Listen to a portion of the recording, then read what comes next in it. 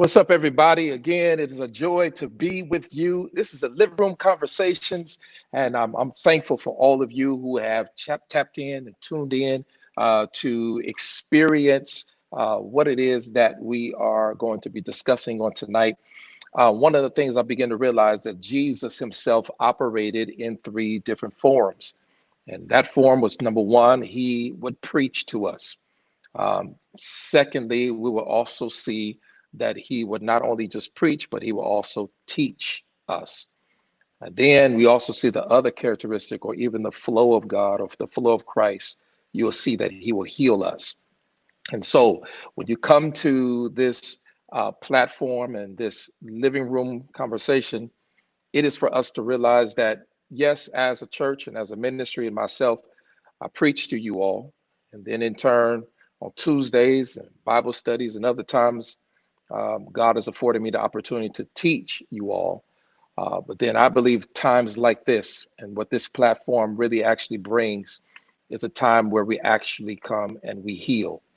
I understand that we think about healing. We always think about, the oil. We think about laying on of hands. We think about all of that. But I believe that God has the ability to heal us even by way of just conversation. The more we communicate, the more we dialogue, the more we discuss, I think we get a clear picture of how we should function and how we should handle each other. One of the things I really find myself being fond of, and even as much as a growing affinity to, and that is the community. I'm a public figure, I'm a pastor, I lead, but at the same time, I don't just want to be a church that's in the community, but I want to be a church that's for the community. And so I'm just grateful for this privilege, this opportunity. We got a great show, or whatever you want to call it, tonight. I think it's going to be an amazing time as we share with one another, as we're going to be trying to define this whole concept around the defunding of the police, or the defunding of those who are in law enforcement, or that particular branch of leadership within our community. And so we're going to bring some clarity on that. Bringing back this wonderful woman of God. We're excited about bringing her back. We're excited about what it is that she deposited on our last living room conversation. She is a community leader. She's a educator. She is an entrepreneur, philanthropist. She's done so much. I'm so glad to call her a sister in Christ who is a part of Unity Church, and faithful, committed, dedicated in all that she does. And I'm just excited about what it is that she is going to bring. So I'm going to bring in, as I affectionately call her, Mo. Y'all get Monique. Monique is on. Say what's up, Mo. What's going on? How you feeling, sis? Hey, Unity family. Hey, Facebook family. Hey, YouTube family. Hey, Black America. Dear Black people. We getting ready to get it started again. Get We're it going to started have again. a really good conversation. I think it's going to be healthy.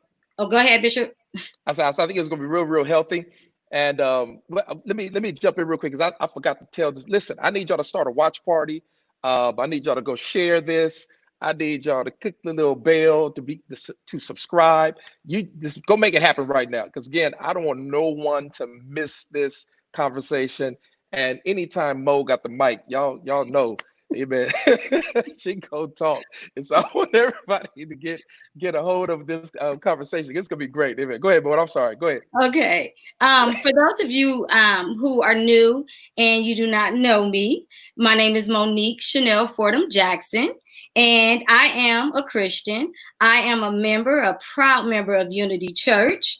I am a mother of 3 adult children, and I am enjoying empty nesting. Do you hear the quietness in this house? Okay. It is peaceful. I am a wife. I've been an educator for over 25 years, and I worked my way from a teacher assistant all the way into administration.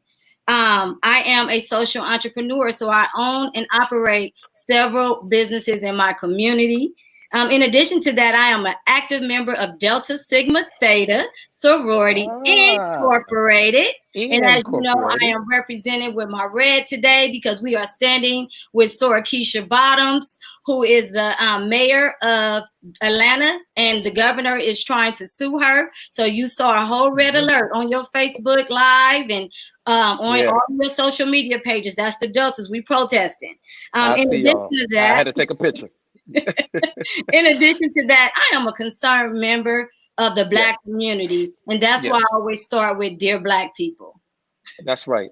There's this whole concept, this whole thought process, the growing group that's coming out of dissenters who believe that America can survive without law enforcement. Mo, and um, they're talking about defunding the police, dismantling the police department, and what when you hear that concept, when you hear that statement, defund the police, do you know what that means? I mean, can you kind of give some clarity to that? Yeah, so I believe personally that, and this is my personal opinion, that Hmm. other people have hopped on the momentum that Yeah. Black Lives Matter, has created, and they're pushing in their motives, right? And Hmm. one of the things is defunding the police, but we have to know as a community what that means. So Yeah. our purpose tonight is to inform you all of what it means. Does it mean? And I'm just going to pose the questions, and hopefully you can answer them at the end of this, but does it mean to dismantle the police force? Does it mean Yeah. for us to do Right. community-based policing? Does it mean for us to redirect funds into mental health and counseling and other areas, education? What does defunding the police mean? And every Black person, every American should be asking themselves, what does it mean, before we say, oh yeah, let's defund the police. So our purpose here tonight is trifold, but one of them is to definitely try to answer those questions for you. A Yeah. second one is to give you a perspective from Black officers and their family, their friends, and the people who work with them. And then lastly, we are going to push you to a call to action. We Yeah. want not only to talk about it, we want to be about it. So we have 3 different focuses tonight, and we just wanted to make sure that you come out of here with some information. So when you go to those polls, whether it's rain, sleet, or snow, you know what you're standing for and what you're standing against. That's so powerful. We want to pull up something real quick because again, I know what you said was a whole mouthful. So we have a little slide real quick. We just want to show y'all so y'all can kind of read. What does defunding the police actually mean? Police will they be funded but not overfunded? Redistribution of city budget. Everyone gets a fair share. And all of this because again, this is what they're saying. Police officers are not mental health counselors. They're not social workers. They're saying that they're not medical professionals, education specialists, and should not be responsible for everything. We understand that there are certain calls that they're answering. So they're armed, armed police officers, armed sheriffs who are called to specific calls, and they're shifting roles. They're having to be the counselor. They happen to be all of these. And are they really hired, or even as much as do they have the expertise to even function in that capacity? Defund the police also emphasizes, as it states right here, reassessing our values, investing in our communities, investing in our people, funding our schools, hospital services, even our infrastructure. And so again, we want to kind of try to bring some highlight to that. That kind of gives you a little brief perspective, but um, this thing has run rampant. I mean, even as much as Trump is making fun of it, and has this thing already has started? Has it already went into effect? Do you know what? Yeah, so I know for sure that Mm, LA Unified School Police have been defunded, and I also believe that LA Sheriffs has wow. lost over $100 million. And our guest today, is going to tell us a little bit about what that looks like and what's happening with their agencies.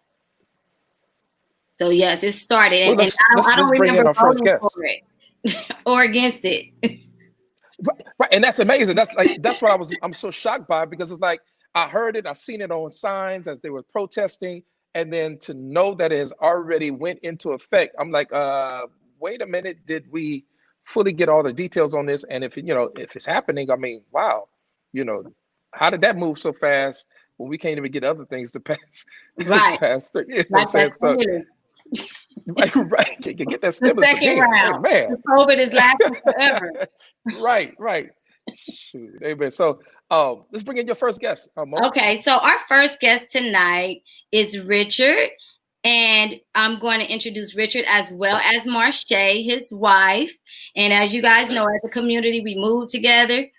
So Yeah. Richard, do you want to just give us a little bit of background and introduce yourself? Sure. Hello, my name is Richard. I've been a deputy for the Los Angeles County Sheriff's Department for 5 years now.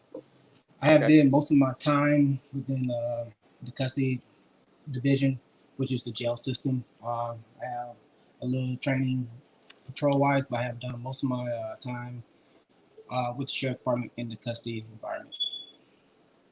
Good stuff. What's up, Rich? How you feeling, man? How y'all doing? Hey, Rich. Hey, Shay. Hey. Who's the beautiful lady you got with you, Rich? Who's the beautiful lady with you? This is my wife right here.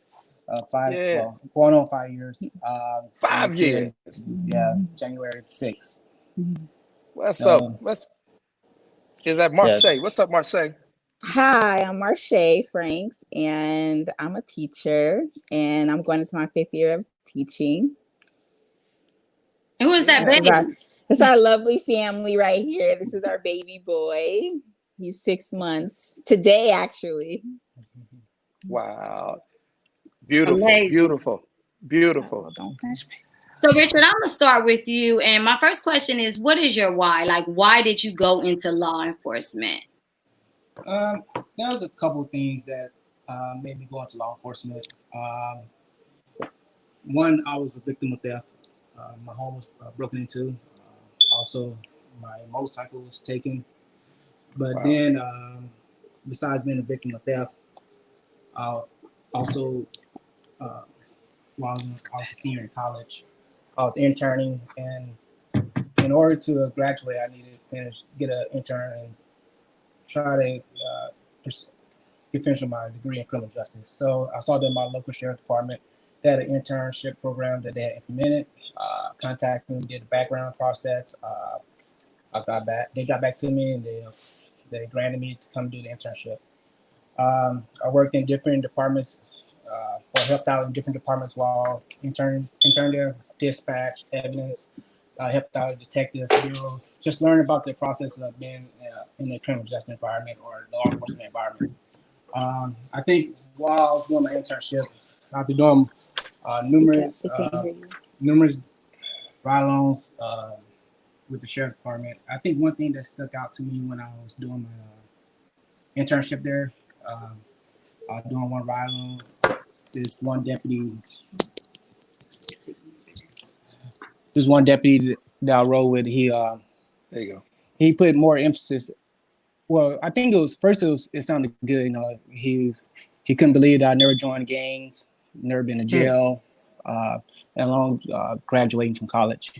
At first it sounded good because I'm like, kudos to myself, you know, great. But on during the course of that ride along, when he kept putting emphasis on it for the second, third, then the fourth time, it kind of got frustrating, you know. Yeah. So, you know, when you see, I guess, a person of color, a black person, we're not all gang members, or we're not all been in jail. You know, some of us are pursuing other avenues, or probably going to college or things of that nature. So after putting those things together, compiling them all together, and I saw a flyer posted, LA Sheriff's hiring. So I immediately applied, went through the process, and got hired. Wow. I love your tenacity, man. Your outlook, even as much as, you know, because that would have frustrated me. And I'm speaking from black man to black man. You know, why are you repeating?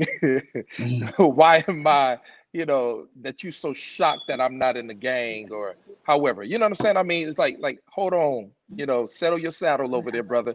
You know, because again, I'm thinking, you know, if that's your, you know, if that's your outlook of us, I love the fact that you didn't just take the other hand, but it's almost like, I don't like what's going on. Let me become a part of it so I can help bring change. Yes. And that's, I think that's a beautiful factor, man, that I believe that you actually have displayed in that. Yeah, definitely.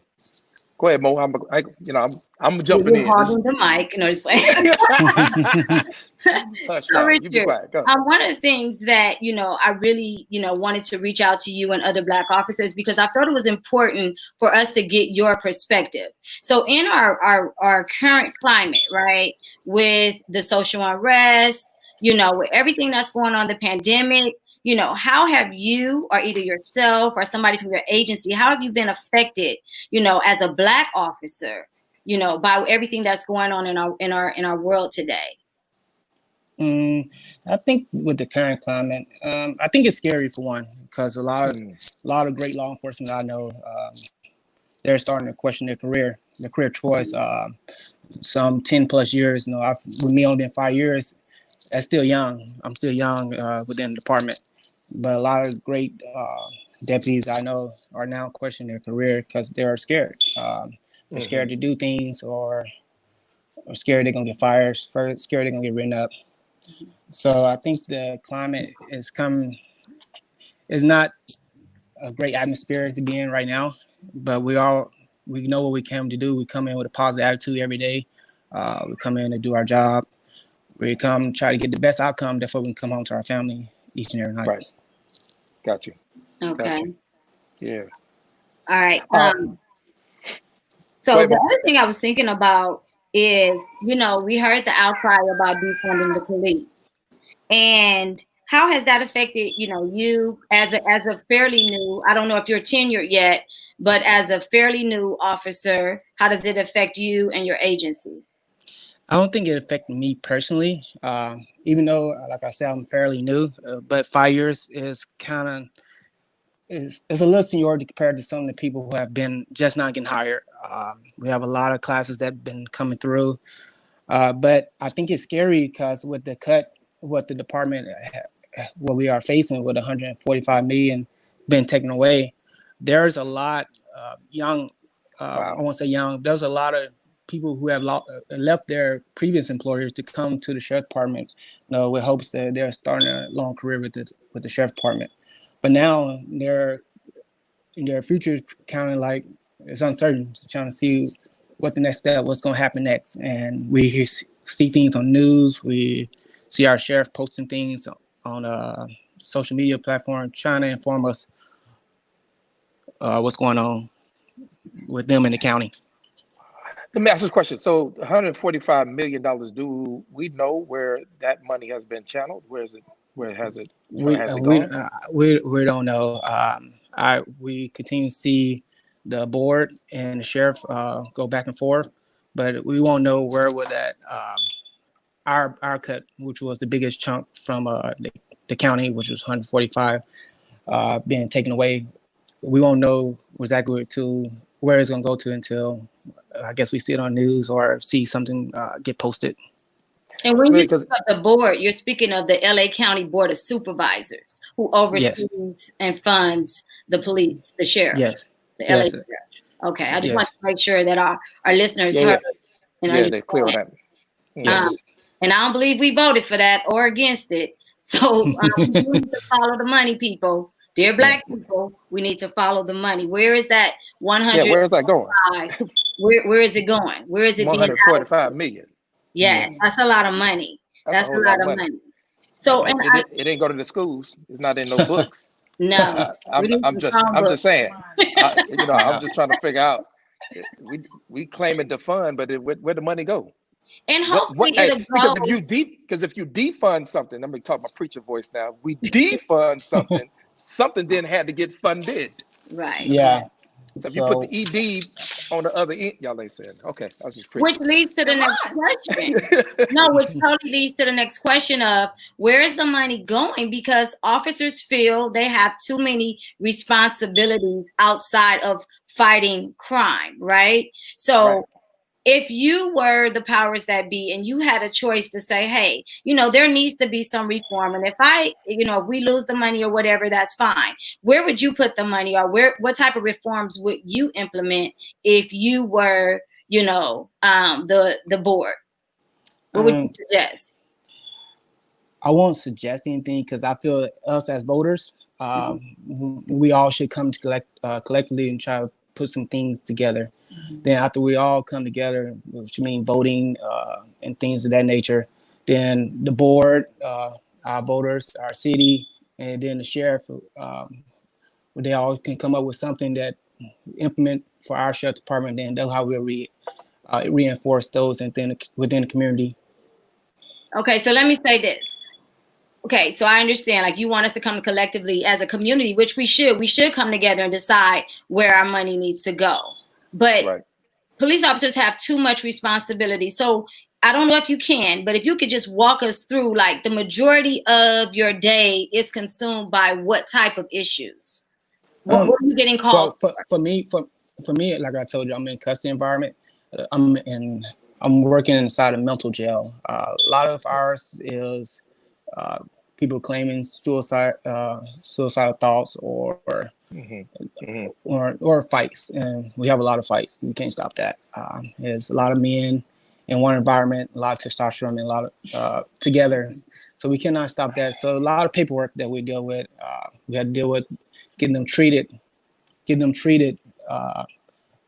and just working together with the small community that we have, which is the nursing staff, the psychs, and our supervisors, which is the last person we always go to once we're done.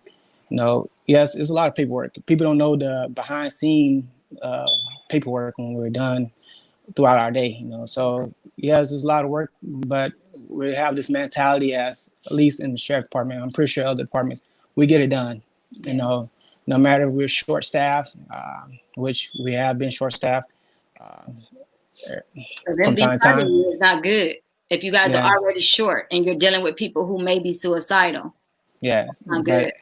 But our mentality, it becomes, go ahead. Yeah, that becomes more challenging for yourself as well. And I know I'm looking at the fact that you have a wife and you have a son at home, and you're trying to, maintain, your environment to get back to your family. I know that's a constant thought on your mind, and beautiful Black family as it is.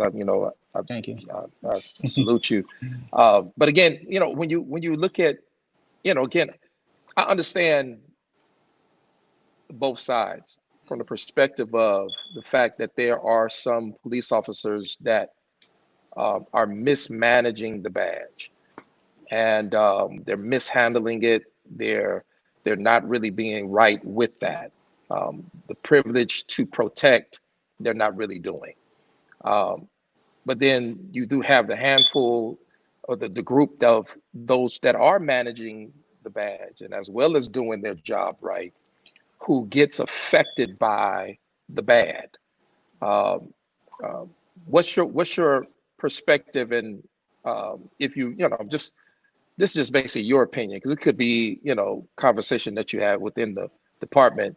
What's your perspective? Have you, what's the climate like? What are they saying to one another in relation to that? Are they like, man, they got to stop, they got to get control? However, is that discussed? Is that said?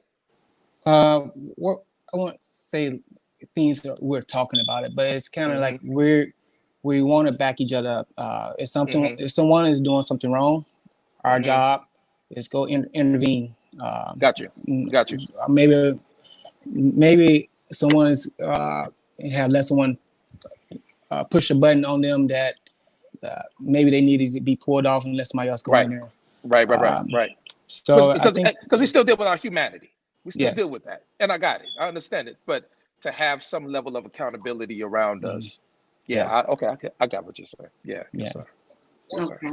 So what is it? I want to know, like, how do you deal with the stressors? Like, when you come home, you have a wife, you have a newborn. Like, how do you deal with the stressors? Shay, you could jump in too. Like, how do you support, Richard? Because I'm sure he's dealing with a lot, by being Black and wearing a badge. So how do you support him at home? I think. Oh, go ahead. I think for me, it's communicating. A lot of people don't like we call it shop, talking shop at home. We don't like bringing it. Some people don't like bringing it home to their family. But I feel when you communicate with your wife, you let her know, or if it's husband, let them know how your day is going. Let them know how things went throughout the day, and talk to them about what had transpired, why you came home 2 hours late, 3 hours late, what you encountered during the day. I think it helps out because it's kind of like a relief, because at work you just taking care of business. You just taking care of business. Yeah, I think with both of us, she's in a career that's, it's getting worse each and every year. She's going through things with her job that she had to come talk to me about it. So it's just I guess effort between both parties of the relationship, trying to help each other, communicating with one another, venting, because sometimes you just don't have time to vent, and you want you to talk to your spouse, your loved ones. It can be just family members, and sometimes you're just getting that stuff off your chest, and it helps out when you're trying to deal with everything that's going on. Okay. Then my last question for you is, as a Black officer, like what adversity do you feel? Either, in the outside in the community, and I know you guys definitely take your badges off and your shirts off, when you come in, from work. What adversity do you feel? Is family like saying stuff to you right now? Like what is happening? Before he answered that, I was going to go back to the point of the support system. I would echo his point about communication. I think communication is extremely important. And I think another part of it is like being able to separate ourselves as humans from our jobs. We both are, and I'm a teacher, he's an officer, and we both have really high stress jobs where we're required to always be in servant mode. We're required to always be selfless, give all of ourselves and all day long. So it's easy to come home and feel like you have nothing to offer and give your family. So being able to take yourself out of that situation and understand that we don't have to give right now. Like, it's okay to just be us. It's okay to not think about this job. It's okay to not have to discuss it or not feeling the pressure of the whole organization on you as an individual. And I think the other part of it is like not taking it personal, being able to separate, like, the system might have all these failures. This system might definitely be broken, but as an individual, how am I doing my part to be the best that I can? And then when I go home, giving the best to my family, and not taking it personal when you can't give more, because we all know what that feeling feels like, to be empty. Absolutely. To be empty and feel like your cup is out. And so we have to be able to separate the organization from the individual as well. That's good. That's good. Yeah, definitely. I call it coming home and taking a shower. And I used to tell my kids, give me 30 minutes to transition into mom. And even today with my adult children, they have to call me Fordham to get my attention. If they call me mom, I don't even hear it. It's just totally over my head. But if they say Fordham, I'm like, oh, they're talking to me. So it is hard, to come home and transition. And sometimes our spouses are figuratively are punching back, not physically, but I take my stress out on my husband when I have a hard day. So yeah, we do have to understand that we're human and peel those layers off and give ourselves some transition time to get into mom mode and wife mode and dad mode. I get that. I totally, and husband, I definitely get that. Yeah, definitely. So back to the last question that I had, and before we bring in our next officer, Richard, I just basically want to ask you, like, as a Black officer, because we need to support our Black officers, especially those who are on the right side of it, right? What is it that the community can do, to show love and support, to let them know that, hey, we're all of us are not bad, just like with teachers, there's always a bad teacher, there's a bad apple in every bunch. But what is it that we can do as a community, as a Black community, to educate ourselves and to support you guys? I think as a community, I think more so just acknowledge them. Not all, especially Black officers, most of them are from those communities that they are working in. And then they're trying their best, try to get back to the local community. So when you see them, speak to them, wave, because we're all not the same. You see things that happen on TV. We're yes, we for the department, we work for the department, but we are still our individual selves within under our uniform. So sometimes you're just trying to get to know them. If you had an encounter with them, or if you probably want to get know a little bit more about the department or that officer, maybe try to do a ride along with them. Maybe try to, if you have a kid or that probably want to go into law enforcement, maybe try to get a mentorship program with a particular officer. And in any way possible, just try to be positive, because I feel there's a lot of negative vibes that are going on right now, especially towards law enforcement. And I understand it. A lot of people understand it, but we won't try to bring a little bit more positive vibe when you think of law enforcement, and not think that every officer that you encounter, especially black officers or any officer in a uniform, or bad, or trying to hurt or try to take your liberty away from you. Yeah, let me jump in right here and say something though.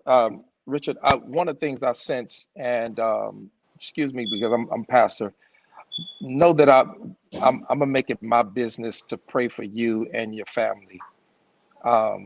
I can sense by the way you're talking that you're dealing with the weight of a lot. I don't know specifically what it is, but I believe that there's such a level of heaviness on you, and you're trekking through it, you're working through it. You're a father, you're a husband, you're trying to be a provider, and I know this thing is not always easy. Your workspace has now become somewhat contaminated and even somewhat off. So you're not actually able to function at the full level that you want to function. And you're still trying to display. Even right now, as we talk, you're trying to say, hey, I understand. I know you're not in agreement with what has happened. I know you're not settled with all the stuff that's happening. But even that, you still got to put on the uniform. You still got to go to work, because you got to provide for your home. You still got to get out there. And I want you to know something. I commend you. I lift you, man. I lift you. You're a brother. I'm going to lift you up, and I'm going to lift you before God, because I believe that the grace of God is still on your life. I believe that the favor of God is on your life. I'm going to pray for your judgment. I'm going to pray for your stamina. I'm going to pray for your balance. I'm going to pray for your consistency. That I'm going to even pray for God's divine protection be around you. Amen. That you will not have to encounter anything that will bring a hinder to you, nor a pulling away from your family. I just want you to know, man, I don't know what it is that you're feeling, but one thing for sure, I believe God is one who's going to sustain you. He's going to keep you. I see the hand of Marche on your shoulder. That's your support system. That's your rock. That's the one you lean on her. I'm telling you, man, you lean on her. She's going to make sure you're going to be okay. But at the same time, man, just know that I'm going to be praying for you, man. And we're going to make sure that the church is praying for you as well. Definitely. Thank you. Yeah. So guys, we got to support our officers. We do. We have to, right is right and wrong is wrong. And there are bad apples in every bunch. But when you see our officers, we need to create a sense of community and make them feel that they're part of the community. They're human. They have families. Yeah. And that's why I thought it was important to bring officers from our community to speak what it is they're going through right now, because we're going through it as Black America, but they're going through it as Black officers, which is at a whole different level. So with that said, I want to can I add something? I was gonna say, thank you just for acknowledging that. And I just want to say, as a Black woman, and as a wife of an officer, there is a really great heaviness from this career. And I think the countless hours you have to be away from your family, the times when you can't come home and process everything that you've seen and done, and I think the other part of it is, as a community, we call for representation. We need more Black officers, more Black teachers, more, Black people in these spaces. Yet when you get in these spaces, it's really hard because then you become those Uncle Toms. You become those outcasts where you feel like I am trying to find myself in all of these spaces. And I give it to Black men. I think it's the hardest position in the world to be a Black man. But to be a Black man and an officer, I think it's really hard because you still have the same systemic racism that we are battling from the police as an organization. He is fighting within that system as well. He's still experiencing racism within the department. You know, he still is an isolated minority within the department trying to find a way, trying to navigate the system while still experiencing everything that we also are experiencing as a Black community by withholding the badge. And I think there's another layer of heaviness that comes with that. And it's really easy to dehumanize that aspect of it. So I just wanted to acknowledge that as well. Absolutely. And I acknowledge it too. It's hard.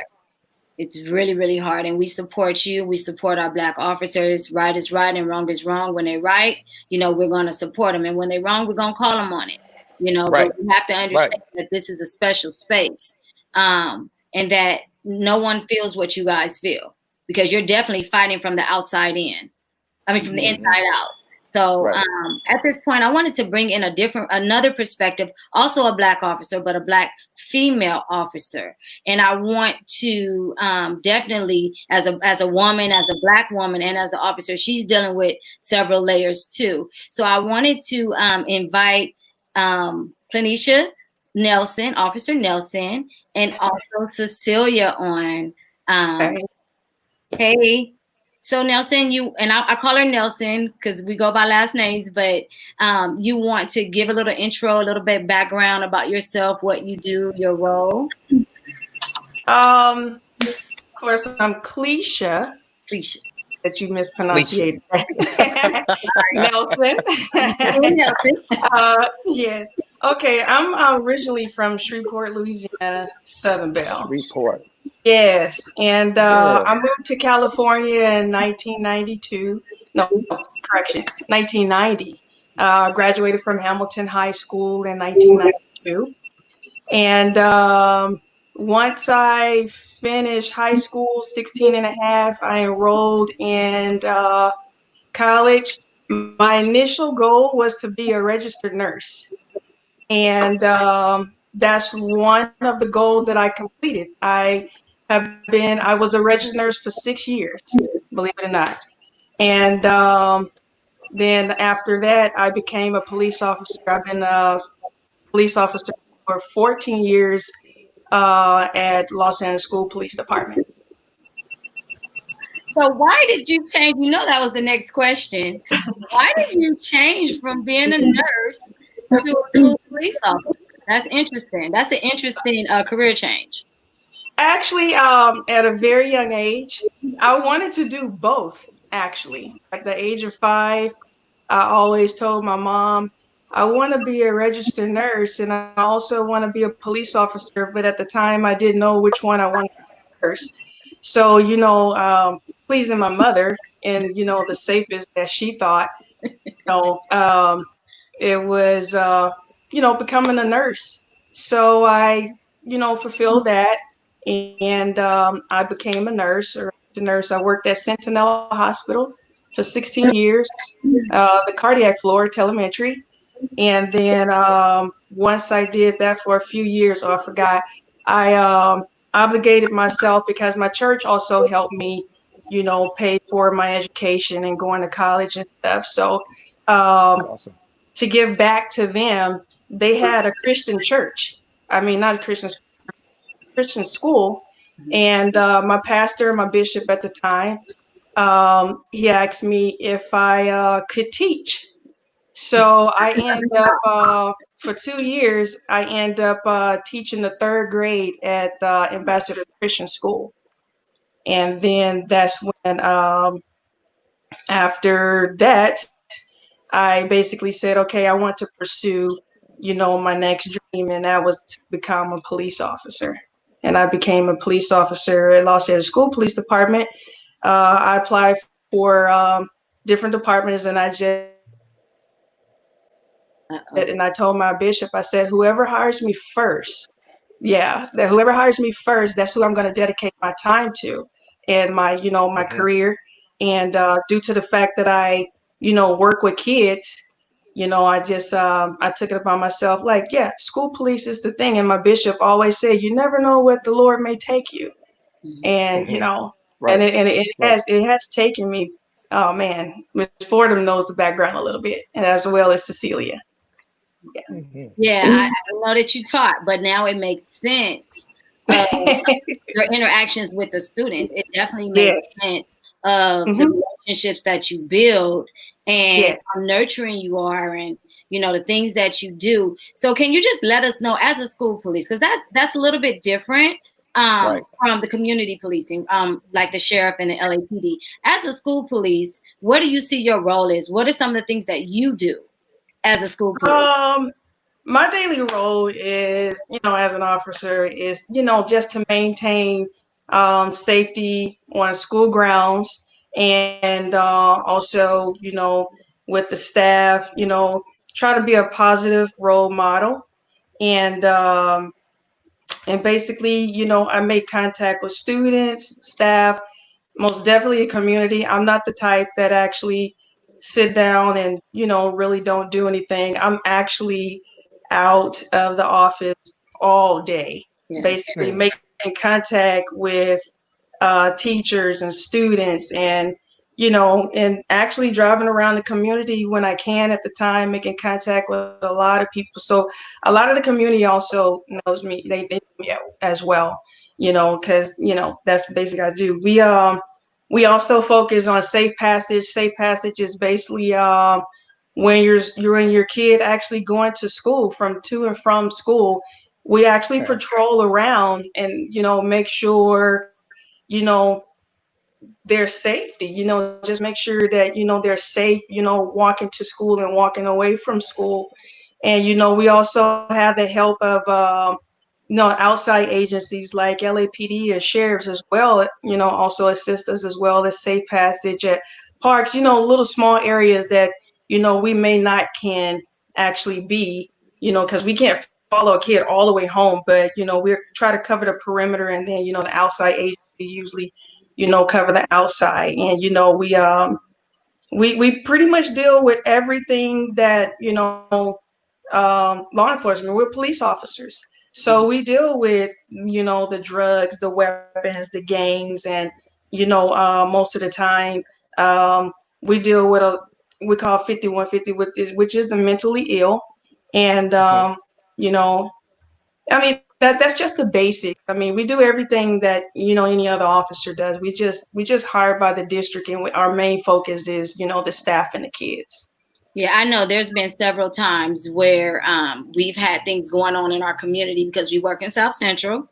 So we're still in South Central, and we hear helicopters, and you're on it. Like, you're calling the shots for the whole. We have 4 high schools on our campus, and she's our only officer, and she's on that radio, and she's telling us to lock it down or it's safe, so she ensures the safety of everybody, children and adult, not just, to and from school, but all throughout. I also, and I just want to speak for some of the things that you do, because you've been a little humble over here. So let me get started. Right. I was going to chime in and say that she's being a little humble. She's being a little humble. Yeah. I know. I'm a little nervous. I'm sorry. You're in the living room, girl.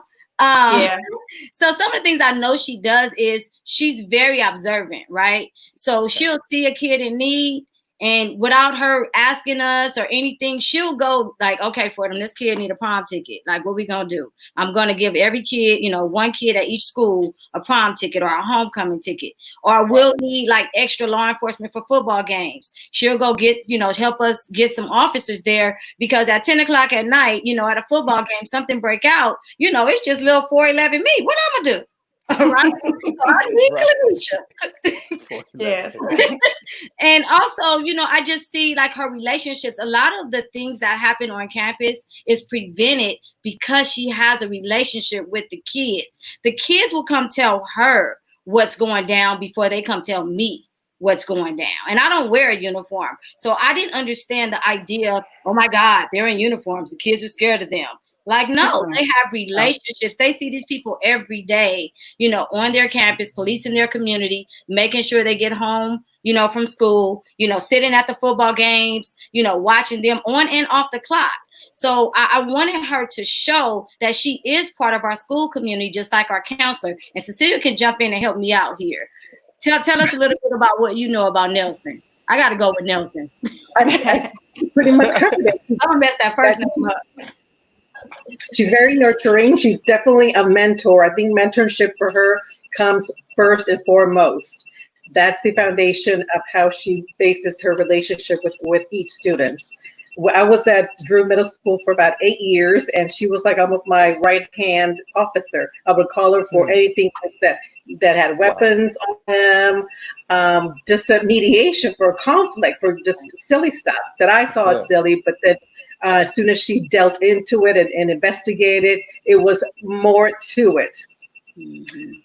She also helped me with a lot of mental health assessments, which is a biggie, the 5150. Yes. Yeah. Aside from our psychiatric social worker, the officer had to come in and do their own assessment and tailor to see if the kid had to be transported. They did the transportation. Let me pause you right there, because I don't think everybody understands what a threat assessment is. So it's something that administrators have to do. Just kind of explain to them some of the things that we have to do. And sometimes it takes all day to do it. Wow. Yeah. Yes.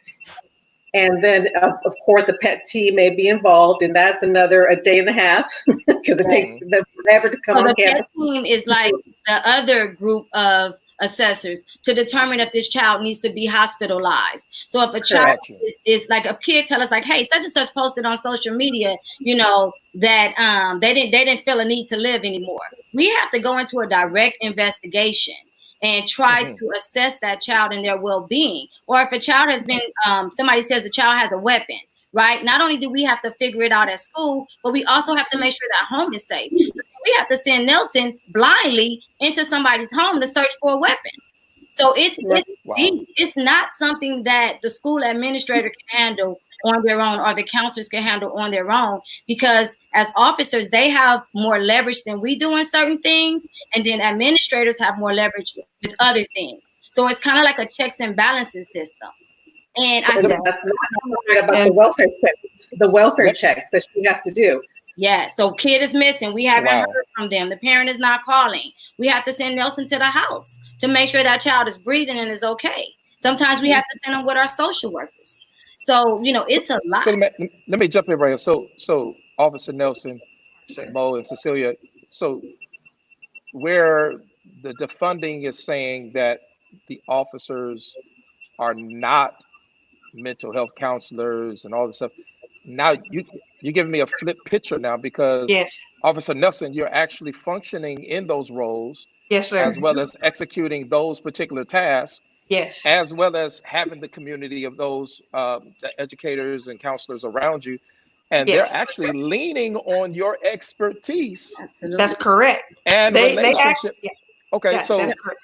So now that's kind of counter to what they're saying. That okay, I'm make some sense of that for me. Help me out. Because I'm trying to figure out. Well, what they fail to believe, not believe, but realize is that they may not know that most of the officers are trained in that area, and they highly believe that, you know, some of the officers don't even know anything about mental illness, and we get a lot of training in mental illness by, you know, different you know, nurses or doctors or something like that, which is in that area. Like, as for me myself, I came from nursing, so I have just a little bit more education in that, you know, so I'm able to actually work with the PSWs and the counselors and stuff, and actually talk with the kids, and I know what to say. And you know, we actually, as police officers, like Ms. Fordham said, that, you know, the PSW will talk to them, and then next thing you know, we as police officers will receive a call for 5150 or mental illness to actually interview this kid, because it would be up to us to actually, believe it or not, to transport this kid to the hospital. It's not even up halfway to the PSW to actually transport. They will sometime 100% tell us, what do you think? The PSW is the psychosocial worker, which is psychiatric social worker. Yes, psychiatric social worker. Sorry about that. I was trying to figure it out. I'm sorry. DSW. Yes, and then they will basically say, hey, Officer Nelson, what do you think? And I'm like, well, what do you think? You're the psychiatric social worker. Well, my supervisor told me that I can't make a move until you tell me what to do. And then I'm like, okay, let me talk to this kid one-on-one. The majority of the time, the officers are talking to the kids one-on-one, sometime without the PSW, because like Ms. Fordham said, the kids, believe it or not, build an excellent, well, most kids, I should say, build an excellent good rapport with the officers, especially if they're comfortable with them enough to talk. I myself had gotten a lot of information from kids that they wouldn't even share with, an administrator or a counselor or something. And then, and it could be life-threatening. I mean, this kid could be thinking about a gun or, suicide, and they never shared this with the PSW. And they realized, like, how did you get that out of there? I said, I take my time and just talk with them. And then once we figure out, if they need to be transported, the PSW, the psychiatric social worker, they don't go with us. They can't We transport them to the hospital. We transport them to the hospital, whatever mental, hospital that's available. I usually go to Harbor UCLA because it's the closest. And if we wait on somebody to come get them, we sit there 2 in the morning. Yeah. If they depend on the PET team, they'll be waiting there for 4, 5, 6 hours. I agree. And we, as police officers, we evaluate the kid, and we know what to listen for, to tell, so they will know, like, okay, this kid right here needs to be transported. We scratch out the paperwork just for a 72-hour hold, and we basically transport them to the hospital. We can sometimes sit in the hospital 4 or 5 hours before the doctor even see the kid, and it's just the officer and the kid, not the psychiatric social worker or the counselor. It's the officer and the kid, and we end up sitting there 4 or 5 hours just waiting on the doctor to see them, and the kid is nervous, and they want us to hold their hands and stuff. And once we release them to the doctor, we tell them bye, then then you can see that they're getting sad because they want you to stay there with them. Mm-hmm. And yeah. And in these days, we deal with a lot of suicidal ideation. So I just want to say that a lot of our kids have suicidal thoughts, and we definitely got to pray that spirit out, because it's something about this generation that if they fail or if they fall, they don't know how to get back up. There's no resilience. It's just, I don't want to live. I can't do it. My boyfriend broke up with me. Like, it's just all this stuff in the air, and it's something saying that it's okay to even have these thoughts. So we do need a lot of mental health professionals. We do on the campus. We do. But we also need the officers too, because I've been there to midnight waiting on somebody to transport a kid. If she was called to another school, I can't take them. I don't have that authority. The school police has to take them. And she jumps in to help us. She doesn't have to, so that helps us. So if you dismantle, really on a real true sense, of defund that particular department, that then becomes a responsibility of yourself, Monique, and Cecilia. You all now have to work through these particular layers without a Officer Nelson supporting with it. Wow. Yeah, okay. It's very, very, very scary as an administrator working at a high school that is in a gang-infested area, surrounded by poverty. It is real crime there. And a lot of times, Nelson will jump in, and when there is a real crime, she'll jump in and mitigate some of it with the sheriffs and to lessen the impact of this kid committed a crime, may not even be aware that it's a real, like, heavy crime. And she'll come in and try to talk them down on the charges, or she'll say, you know what, let me keep them here in my custody as opposed to you taking them into the jail. I'm going to sit here and, you know, we have everything done, but we can release them to their parents. So she'll jump in and intercede for our kids, you know, instead of giving the kids, which, you know, our kids like to get high. You know, marijuana is legal, and they think it's legal for them. So a lot of our cases is our kids are high, they fall out. Like she has to rush them to the hospital if we can't, you know, hurry up and get a unit there. Like it's crazy. You got kids that are just, even with a school nurse, we can't wake them up. Like they don't wake up. They're taking, crossfading, they doing all kind of new stuff. So, you know, we need Officer Nelson because she's on our campus. It's a quick response. Another thing is that I think a lot of people don't understand is our hands are tied as administrators, you know, and I know Marsha could speak to this. As an educator, you are an educator, you are a nurse, you are a counselor, you are a mother, you know, you're the shelter, you bring the food, you do all of these things as an educator. Now you guys want us to deal with the criminal aspect of it too. And some of it is just, you know, we're not equipped to do either. So it needs to be the whole school community. And I personally believe that if every school had an officer like Nelson, then I think that we would, I don't know where this whole thing that they're the ones that's throwing the kids on the ground and, you know, harassing the kids. Like I've never seen that. And I grew up in LA Unified Schools and I just never seen that from a school police officer. They do what they have to do and the kids respect them for it. She can arrest somebody one day and their whole parents, their whole family will come back and be like, hey, Officer Nelson, yeah, we know he was in the wrong. And it is what it is, you know? So it's not like, you know, there's these demons on this campus that's searching and lurking and preying on our kids. It's not that. We have real things going on our campus and we do need help. There's no way we can do it by ourselves. So I'm going to turn it over to you. Officer Nelson, have you been impacted by the defunding or it is affecting me, yes. Okay.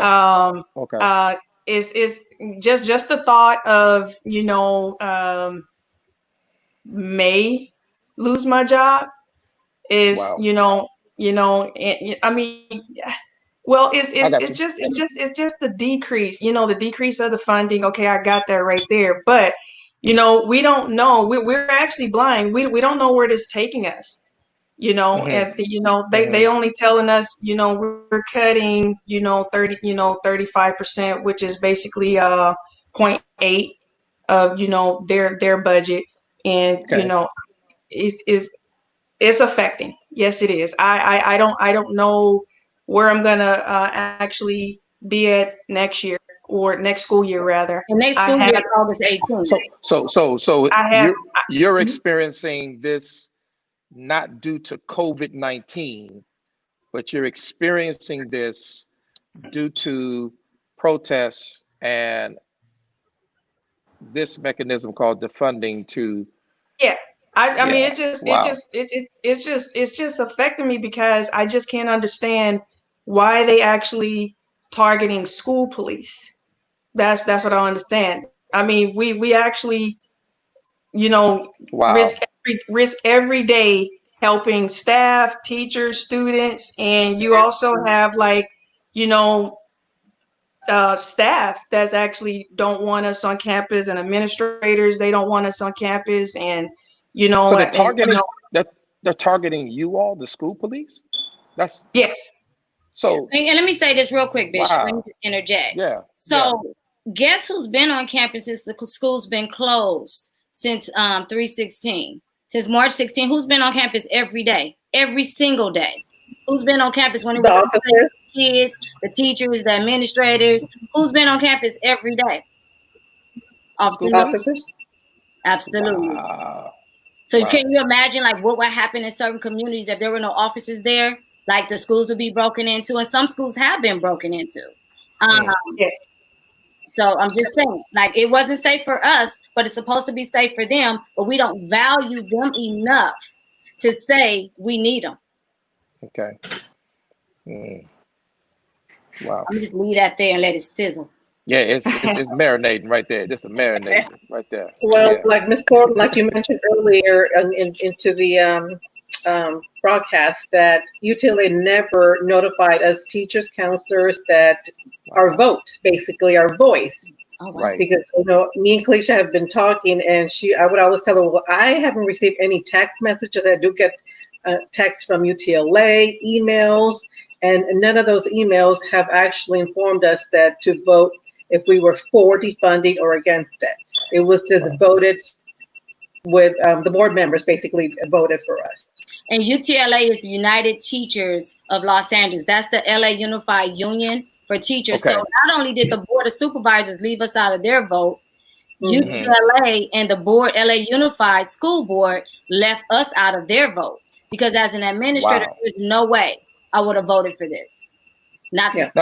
So is there any action that can be taken from you all as educators, counselors? Is it something that you all can say, hey, wait a minute, hold on. You know, can anybody speak up? Well, I know that there's been petitions circulating. I know that Officer Nelson, you know, has been very vocal about this, and she's been informing us because we didn't even know what was going on. So we would sit at the LA Unified board meetings and try to, you know, comment or say something during the meetings. But it's like this whole motive, like of this other group, and their voices are a lot louder while we're still trying to figure out what's going on. So they're moving this idea without even consulting the masses, you know? Like a hidden agenda, basically. It is totally hidden motives, hidden agendas, totally. Shay, how do you feel about the whole thing? Because I haven't let you speak on this when it comes to the school police. I definitely think I've never seen our school police, particular with my own highs, abuse students or anything like that, to that aspect. I know there has been incidences where I've asked Officer Nessel to help with things, or I had to stay late. I'm a leadership teacher as well, so I've had to stay late several nights at games, working the football games, working dances to 11 p.m. And she's been there to offer support, to help chaperone, to be around. I've had a escort the money. Say that. Money, yeah. Yep. I had a student slap me at school, you know, and again, I chose not to press charges. Wow. And again, it's not about like trying to criminalize students, you know, but again, there is things that are happening on campus, and I think that we need to all be working together collectively. And I think our voices, Black voices, I'm gonna just call it out, Black voices need to be at the table making decisions for things that affect us, because a lot of people that are on these boards are making decisions for the Black community without consulting the Black community about what it is they need, and how they see some solutions to these issues as well. Wow. Well, I believe that this is an ongoing conversation. I think that we need to continue to have, and as much as with all of you, Officer Nelson, Officer Richard, to Marsha and Cecilia, and of course you, Mo. I mean, this is something that's really like shocking to me right now, because of the fact that I didn't even know that this was already in full effect, you know, and that is kind of like throwing me off a little bit, because again, had we had the opportunity to kind of discuss it in dialogue and see, then we could kind of see, you know, how does this work? What happens? Who's affected? You know what I'm saying? Where does the money go? All of that. So you're just trying to figure. I'm still trying to figure out where $145 million went. You just can't just, you know, who got the duffel bag? Where's it at? You know, but again, you know, just to really try to make sense of this. And I really want to say to all of you, thank you all so much for allowing this platform to come. This helps not only those in whom I pastor and lead.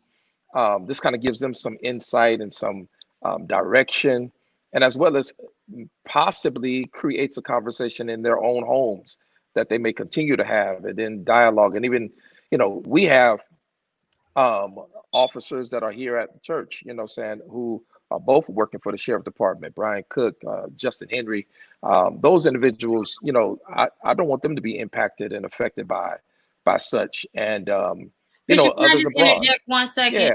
Because I see Nelson is she is emotional right now, and I want our community. I see it. It is very emotional. But I want our community to know that when you do something that you love, nobody is an officer because of the money. Nobody is a teacher because of the money. You know what I mean? Passion. So for us, especially Black people, our goal is to give back to our community. When you see a Black officer, they want to give back to the community in which they grew up in, or something that's similar. She's from Louisiana, but she come from a community that's similar as the one that she serves. So, you know, when people tell you that you're not any, you know, that you're this demon or whatever, and you've given your all over and beyond for these children, for this community that you serve, and the people that you work with every day won't stand up for you, like, that's just fraudulent. That's just hypocritical. That's creating harm. Like, it hurts my heart to see that people did not stand up. All schools don't need officers, but a lot of us do. And they didn't stand up for her when she was the one protecting, and I'm gonna call it, when she was the one on the protective detail for the superintendent of LA Unified, when she was protecting Monica Garcia, who is the main board member that's talking about defund the police, but then she's posing with a picture on a detail with that Nelson, and I'm sure a lot of other officers, for her safety. You know what I mean? So I just feel like it's a sense of betrayal, and we have to keep them in our prayers and let them know that, hey, you know, we can separate the good from the bad, and we need our school police. We love our school police, and we love our Black officers, and we're going to do what we need to do to support them. Go ahead, Bishop. I just need to say that. No, that makes a whole lot of sense. Do you still have the picture? Do you still have the picture, Ms. Fordham? I do. I'm going to see if we can roll it. If Sean can roll a picture of her protecting the superintendent and the board member. Okay. Yeah. I agree. Go ahead, because I'm gonna let you, because I know we got to wrap. Okay. Yeah. I agree with that, and I think I will also say, like, do I stand for, you know, some funds, right, being reallocated to schools or to other services? Absolutely. But I think the problem is we all can agree that structural racism is the issue, the big issue here. But it's not just the department; it's in the classrooms. Let's call it in the healthcare. It's in the housing authority. Like, it's in all these systems. And how, like, if that's the case, then I should quit being a teacher because the system is oppressive. The system is racist. The system is biased. You know what I'm saying? There's all these things. So, but we have to have people working within the system to make change. We can't just tear down every system. You know, we have to, it has to be, we have to get to the point where we can have a seat at the table to make change. Because we all know that it's designed to get the results exactly what it's getting is right now is what the problem is. So we have to be able to be in those positions of power and make our own tables. So that we, because I ain't trying to sit at their table no more. Not, you know, and that's the problem. Officer Nelson, I want you to know something. Number one, God is on your side. Thank you. That you will not go lacking. Hear what I just said. God will not suffer your foot to stumble. You will not lack in one aspect of your life. If you got to cry, you let the tears flow. God understands every tear, but I want you to understand one thing for sure. He's going to wipe away every tear. He's going to sustain your footing. There's nothing you will lose in this season. I'm telling you right now, if I be not a man of God, hear me when I tell you this. You will not miss one beat. God says, I'm going to cause you to progress even in the midst of the pandemic. Amen. That I'm going to cause you to shift. And when I shift you, the value of who you are is going to be more appreciated where he takes you than where you've been. You will not miss out. You will not lose. Trust me when I tell you that. Don't you doubt. Don't you let that enemy go into your head, start speaking things. You go ahead and pivot. And when you pivot, watch your progress. God's going to move you. You hear me? Yes, sir. I hope you do. Yeah. I know you're an officer, but at the same time, I got the office right now. So I'm just talking. So I want you to be encouraged. I really want you to be encouraged. Yes, I want you to be encouraged. This has been great. This has been amazing, Mo. You've outdone yourself again. You know, took over my conversations. But again, we thank God for all of you. Appreciate you so much, Marche, Richard, Cecilia. We appreciate you, and to you, Officer Nelson. Again, this has been an amazing time, and I thank God for every last one of you. Those that are watching, those that were on and gotten off. Again, I'm just grateful. Unity, listen, we are doing some great things, and this is an opportunity and a platform that's been given to us so that we'll be able to communicate not only by a preached word, not only by a taught word, but be able to heal our community abroad. And so again, I thank God for all of you. Mo, you have anything else you want to say before I close out? Yes, I want to encourage, you know, our church, our community, our people to watch the media, right? And watch watch the propaganda, right? Get to know the issues themselves, get involved. But also we want to call you to action. Like, first of all, you need to go do your research, right? Don't let anybody give you the stats on anything. I want to find out how many people did the school police kill? Like, why did y'all target them? And what organizations are behind that movement to defund the school police? And where did they stand a year ago when it wasn't an election year? I'm just wondering that part. Like, come for them. Like, come for them. Like, you guys have to understand that politicians will be politicians, but we will not be as puppets. So you guys need to go out and do your research. As a church, as a community, this is going to move us into our voting season, right? And then we need to vote locally, because we need to have a voice in these decisions locally, that are made, as we've seen, without us. And if they can't be for the people and by the people, then they don't need to be representing the people.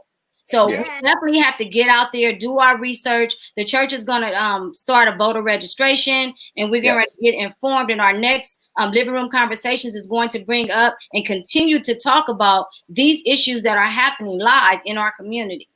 Okay? That's right. All right. Good stuff. Let's pray. Father, we thank you for your grace, your favor, your truth. We thank you, God, for what has been said online today. We hope and pray that you were blessed and as well as uplifted. Now, God, I pray that you continue to cover us, sustain us, and keep us as we continue to do your will. In Jesus' name, amen. Amen. Appreciate y'all so very, very much. Thank y'all so much. God bless you all. I'll see y'all Sunday. Sunday, 9:30. 9:30. All right, thank you guys.